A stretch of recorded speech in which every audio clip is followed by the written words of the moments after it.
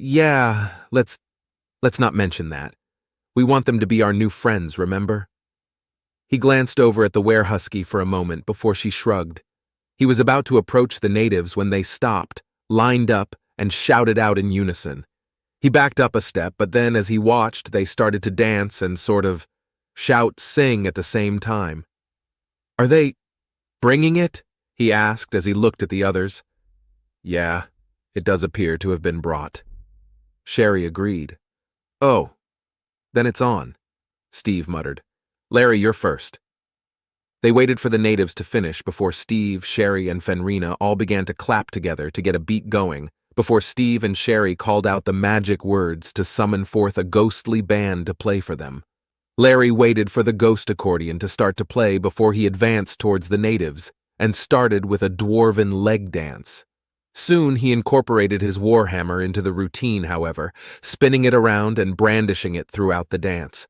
Once his routine was finished, Sherry stepped in, swaying and shaking as the ghosts changed up the tune, while she spun and gyrated however she would lash out with her whip, letting the crack of the weapon accent both the song and her skill with it.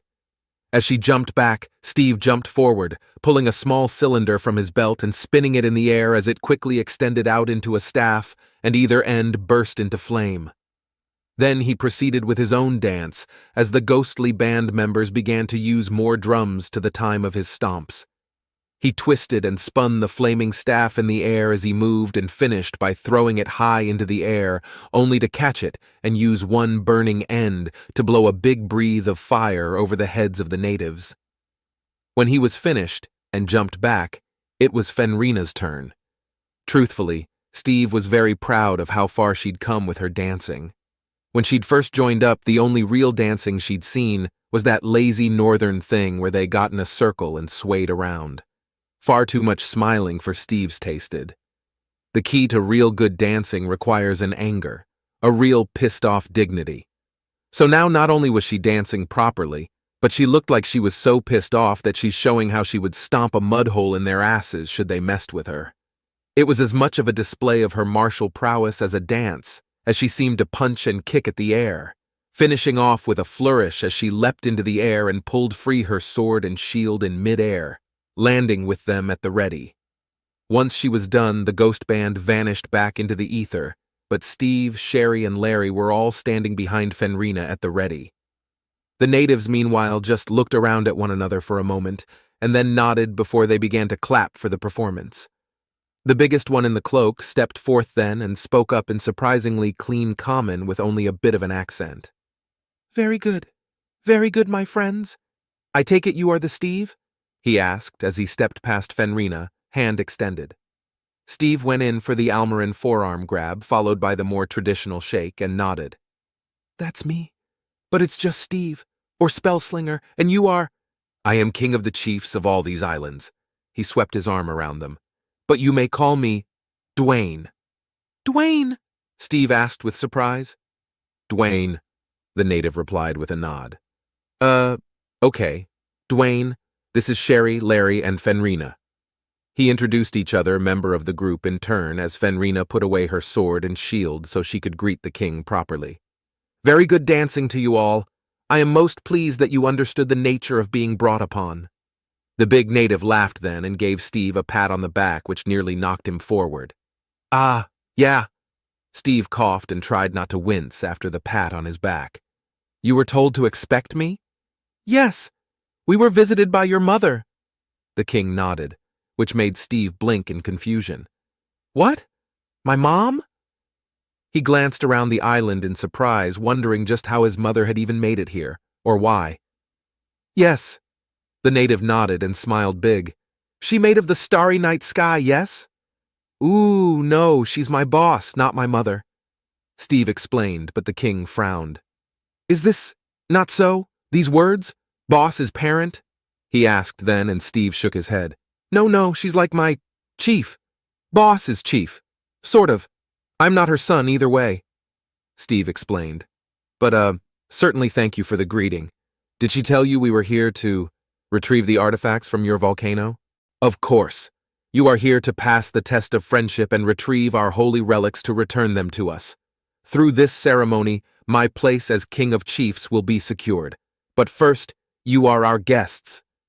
The king then called out past his warriors and waved over the women. They approached then with necklaces made out of flowers that Steve had never seen before, but they were very colorful and quite pretty, and smelled amazing, Steve realized as he tilted his head down to let them place a few of them around his neck. When he looked over to the side, though the women had to lean down quite a bit to get them around Larry's neck. "Hands to yourself, Larry," he hissed out as he saw the dwarf's hands start to rise up. "Larry Love can't help the reflex, baby. They were in my face. Ooh, yeah, just more proof that the goddess of love loves Larry Love."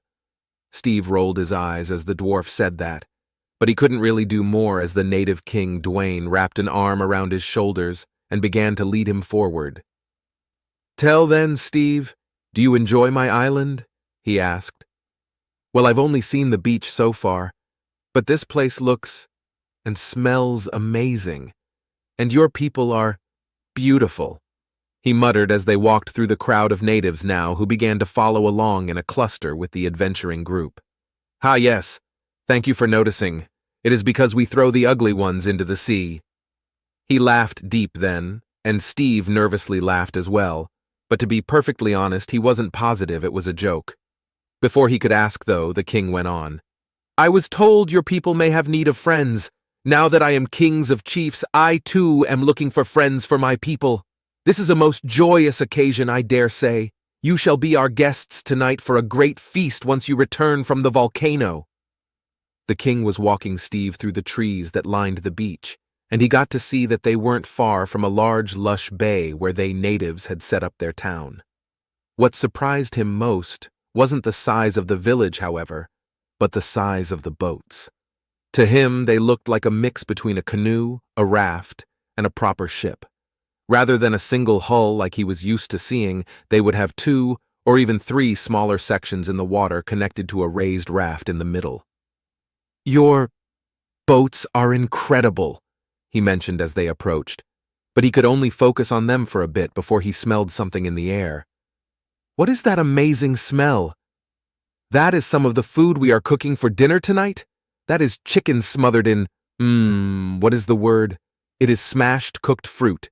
It is shiny." The king explained. "A glaze?" Steve offered. "This may be it. Chicken smothered in a glaze of a fruit. I do not know the word in your language for this fruit, but we call it guava." The king nodded. "Oh, that's also our word for it. Guava, it's a green and pink fruit, right?" When Steve said that, the king laughed and shook him around a bit by the grip on his shoulders. "That is marvelous. Yes, a guava fruit. We also have much fish and other foods for you to dine on tonight, such as coconuts. You know this food? The coconut? I love this word. Coconut. Say it with me, coconut," the king said as Steve repeated it. "Coconut." When he did, it just made King Dwayne laugh and shake Steve around once more.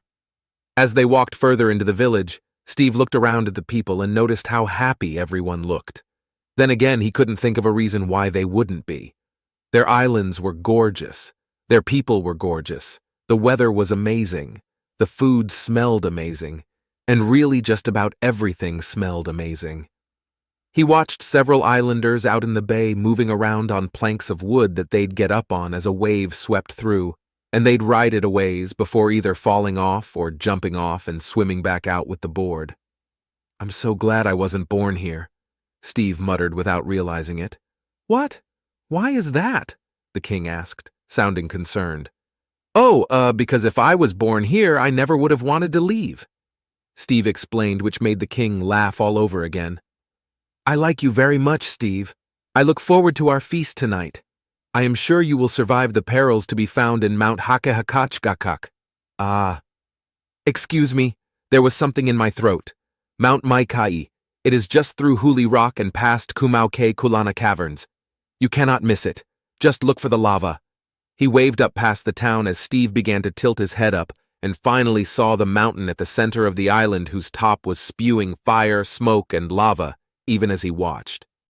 "Oh, right, the whole volcano thing," Steve muttered as he looked up at the lava-spewing mountain. "Well, come on, guys, let's get to work." He turned around and saw Sherry speaking to various native warriors as she was rubbing her thumb along some of their arms to leave behind a red mark. "What are you doing?" "I'm calling dibs," she explained. "From who? It's not like Fenrina is going to try and steal them." Steve scoffed. "Steal what now?" Fenrina asked, and when he looked over he saw the werehusky was eating a large chicken leg smothered in a pink glaze. "Where'd you get that?" he asked, and her eyes darted left and right for a moment. "I don't know," she said before walking past him. "Up the mountain. Let's go. No time for questions." Steve sighed and looked around. "Where's Larry?" He spotted the dwarf walking among the native women, tucking a flower behind the ear of each one he spoke with. "Damn it, Larry, no calling dibs either. Let's go." "Larry Love has no idea of what you mean. I'm just giving this beautiful woman some beautiful flowers. Any concepts of dibs are purely theoretical." "Baby." Steve rolled his eyes and waited for the dwarf to finally head over before he began to escort Sherry and Larry through the town to catch up with Fenrina, who was nearly finished with the cooked chicken she had somehow acquired. "Good luck, my new friends! Remember, do not touch the lava. It will make you burst into flames." Steve wasn't sure he'd ever heard someone so friendly give him a warning like that with such a big smile. Even so, they were soon headed up and away from the village towards the volcano in the distance. He could vaguely see the path that led them up to what he figured was the cave that the king had told him about. "Steve, this place is amazing!" Fenrina exclaimed once more as they were hiking up the trail. "It smells so good! And the people are so nice and friendly, and it's so pretty, and this chicken tasted so good!" "Yeah, where did you get that again?" Steve asked. "I don't know, someone just handed it, maybe why do you ask?" Fenrina muttered in a rush as she nibbled and chomped at the last of the meat on the bones before he could take it away from her. "Be careful of chicken bones, Fenrina, just toss it." He instructed and she began to whine. "Do it!" He insisted, and she finally tossed the bones aside into the bushes before huffing. "I keep telling you that chicken bones are too brittle for that. I'll get you a cured, dire, something or other bone for that. Promise." "She is right, though. This place is incredible. I'm not sure I ever want to go home," Sherry mentioned. "Considering you come from hell, you don't want to go home very often anyway." When he said that, Sherry just pursed her lips and shrugged it off, not answering his accusation directly, though in a way she already had. "Larry Love just knows that this is a reward for all the good he's done spreading the word of the goddess of love. Oh, yeah. Yeah, well, we don't know their customs. So you two better damn well figure out whoever you pick is someone you're allowed to pick. I do not want to mess this up. And that means even after we get the relics, I don't want to hear about you being chased around in the middle of the night by angry locals because they caught you sleeping with the wrong person." He glared at them, but then glanced up at Fenrina when she spoke. "Ugh, it's so hot here, though. Why would anyone want to sleep with someone else? That would just make them extra hot. I might just sleep on one of the boats. I bet that's cooler." Steve blinked for a moment before remembering to Fenrina sleeping literally just meant sleeping, and since she was used to the cold north where people slept together for warmth, it had a very different meaning from how the others used it. A meaning which called for very little actual sleeping. All in all, the hike actually took them about 3 hours. The distance had been rather deceptive since everything was so clear you could see for quite a ways, and he didn't have any real sense of distance yet for the island. The small rocks that he'd seen were in fact giant boulders, and the mountains stretched high above them even though they were growing nearer to the base, or what he considered the base. He wasn't sure if the whole island counted as the base for a volcano or not. Thankfully, the lava seemed to be pouring off the sides and back of the island, away from the village along the bay far below them. Soon they were making their way through the large boulders along the trail before he saw the entrance to the caverns. There was carving around the sides, and while he didn't know the language, he had an uneasy feeling about what looked like picture of people bursting into flames or being crushed under rocks. Then he had an even worse feeling as they headed inside, and he saw a few bodies inside that had indeed been crushed by rocks. It wasn't a pretty sight, and he nearly missed the point as he was about to look away. What made him stop was when he realized that they were wearing pants. He blinked and looked at the nearest bodies before he gasped out, "Crap!" "What is it, Steve?" Fenrina asked. "It's crap," he stressed. "Yeah?" she asked. No, the people! Crap! The Kasurians!" As he said that, the others drew their weapons, finally realizing what he meant. "How did they get here?" Sherry asked. "I have no idea, but those are definitely not native clothes. We need to get going." He let Fenrina take the lead and ran after her as they entered the cavern proper. They didn't see any more Kasurian corpses, but a large stone gate ahead of them had been broken open. Beyond that, they found a hallway that was filled with spike traps, only they'd all been blocked or broken by heavy stones already. "I don't know how far ahead of us they are, but this is not good."